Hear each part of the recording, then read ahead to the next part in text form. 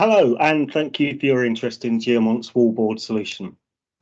My name's Kevin Ross, and I'm joined by my colleague Andrew Bremner, and we're going to spend the next 15 minutes or so showing you Geomant's contact centre wallboard solution. If you're watching live, please feel free to post any questions you have in the chat box. And if you're watching on demand, I'll share my contact details at the end of the session. As you will see, we've come a long way over the years. Some of you will recognise the LED wallboard here, and we're still supporting some customers who still use these ticker tape displays. But the latest wallboard technology is far more advanced. We still provide large screen displays for contact centre teams, but the same solution powers mobile and desktop wallboards that can be used by home and hybrid agents. And we're seeing increasing use of this technology to provide real-time and historic metrics across the business, not just in the contact centre. And there are sound business reasons for this. Wallboards have a demonstrable return on investment. They enhance contact centre efficiency. They improve agent performance and job satisfaction, and they improve the customer experience. Which is a good point for me to stop talking and hand you over to Andrew to provide you with the product demonstration you came here for. Over to you, Andrew. Thanks very much, Kevin. So I'm just going to share my screen now, and hopefully you'll be able to get a better camera angle. So what we have is a web-based portal. We have our own hosted multi-tenanted portal, which is delivered on a SaaS basis. However, if you do need it on-prem, because for security reasons you don't want to be broadcasting your data across the internet, then we also have on-prem and subscription-based on-prem options. So let's have a quick look at the editor. So all of these templates have been previously developed, and it's a case of just click on one of them and it opens up the editor. And hopefully this is a familiar layout to anyone that's used kind of any reporting or development tools in the past. Even the graph tool with an Excel, hopefully it's kind of similar. So what we have from left to right is if you have a multi-page template that is, for example, changing every few seconds, in this case we've got this one 15 seconds, you'd have the multiple templates listed down this left-hand column. Then we've got our toolbox. In the toolbox we've got a couple typical things like text boxes, shapes, a clock, and you can see we've dragged and dropped the clock on here, and these are just shape objects. We've also got our media connectors. So hopefully you can spot there's things like Facebook, QR code generators, YouTube, Twitter. So this is to bring some multimedia and social media feeds, including news RSS feeds, into a wallboard. Then we've got our dynamic charting. Again, it's a case of just drag and drop, for example, a pie chart onto your template and then connect it up to data. And then, as I said earlier, this is where we're blurring the dividing line between a wallboard and a dashboard. We've got some interactivity buttons. So let's just say, for example, we have a director that's consuming a wallboard on their mobile device, and they've got multiple teams to look at, and they want one page per team. Or in this case, they've got more than 4 cities, and they need to be able to go between those cities to have a quick look. You know, they're on the move, they're just looking at their mobile device. Well, one option would be to add multiple pages and have it changing every few seconds, but that's kind of impractical for this particular use case. So what you could do is you could add, say, a radio button to the template, so they could quickly click on the mobile device on the radio buttons to swap between the pages. Then we have our template, where it's a case of, like I said, you just drag and drop these objects on, and when you right click on any of them, you get your properties configuration window. So in this case, on this calls waiting number, we can easily bind it to data. So if I just click on that, we'll get the data binding tool. So what you have is you just select your data source. As you can see, we've got multiple data sources configured within the system. So these wallboards can be very rich and pull in data from multiple pre-configured data sources. Once we've chosen this demo data source, we say which table do we want and which field do we want. In this case, we want calls waiting. Save that against the template. And then you can have some basic and advanced dynamic data triggers. So in this case, what we've got is we've got the background color, or the font color in this case, can be changed according to the value. So we select the value again because you might want the dynamic events not to be based on the display data, but some additional data and calculations in the background. In this case, we're using calls waiting again, and we're saying that if the value is less than 2, then green, or if it's greater than 2, blue. But you could build this up to be multiple colors, and it doesn't stop there. It doesn't have to just be visual. We can have page level events, for example, added data source events here. And this one might not be practical in all situations, but what I've said that if the queuing calls gets above 2, then play an MP3 called Alarm, and that will play out of all devices, the mobile devices, the TV behind me, and the desktop versions of it. Maybe not the most practical, but it's just showing you some of the use cases we can have. So once you've designed your template, how do we get that to the devices? So it's a relatively simple process. Is these icons across the top here, these are the pre-configured players that I've already put on. So for example, this one that I've called Bright Sign here is actually the name of the device behind me, but this could be a group of devices.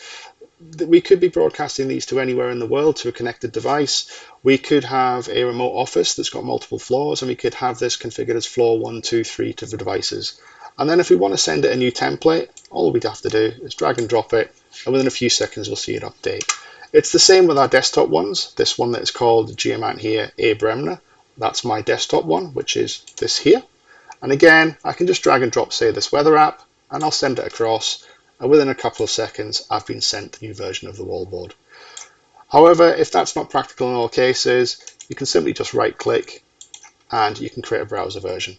So one of the use cases I've done in contact centers in the past is for TV devices. If I don't want to mess around with players, then what I can do is you can get an old end-of-life PC from the contact center, plug it into the TV, run Chrome, press F11, and there's a very simple and easy and effective way to get a wallboard.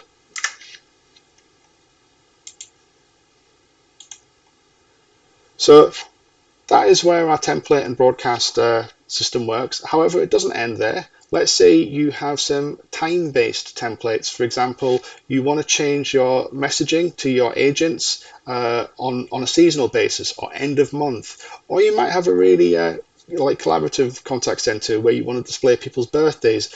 Maybe once every 15 seconds you put up the birthday person's message to them across the contact center. So normally in the past that would require you've got to book some time with service desk or a supervisor of this particular portal, and on that day they would broadcast, send them all out, and then they would have to change them back to the original. But not with this system. You can set schedules in advance. So in this scheduling system, you open up a calendar. These are all the templates that you've created, obviously all with their data sources bound onto them. It'll just be a case of saying, on this particular day, I want this one. So for example, on tomorrow, I want this one to be broadcast. We'll just save that. And then it's the actual calendar that you send to your devices, and then it'll automatically change on the days that you specified. So on to some of the other more admin parts of the system. We've obviously got these analytics. So if you've got a large number of remote devices, people are working at home, and for example, they're using this desktop version, or you've got some remote offices that have multiple TV screens on, you can monitor the health and also get alerting on how those screens are working. So for example, if I look at my own here, I can see all the uptime it's been on, and hopefully, if I'm being a good agent, that will coincide with my uptime of my shift patterns. We've also got a very detailed administration screen. So it's got all of the things you'd expect. You've got your license management, but you also have your role-based users. So you might have some supervisors that you want to be able to log into the system. They can't change templates, but they do have abilities to do the broadcast. And then you might have some supervisors and developers, etc., that can go into development. You've also got your alerting and your messages. So you could create a system-wide message. So this is a ticker tape message. You could add that to multiple wallboards. And then if somebody, a director or a manager says, right, we've got to change that messaging across all wallboards, you wouldn't have to visit every template. You've already centralized it into one place. And then obviously you've got your data sources. So like I said previously, your data sources, the mainline ones are Google Sheets, JSON, and XML. But if we add a new one, you can see these are all the different formats that we accept. So we do accept Node.js and calendars, etc. But it'd just be a case of you put your data source on. If it was a modern system, so most contact centers are pushing out XML and JSON data these days. But if not, like I said, if it's a legacy system, it'd be a case of you could just have a Google Sheet. You could use a sys package, an export package, anything of your choice to export periodic data to that particular Google Sheet, and then that would become the data source for your rich templates that are pulling in data from multiple systems.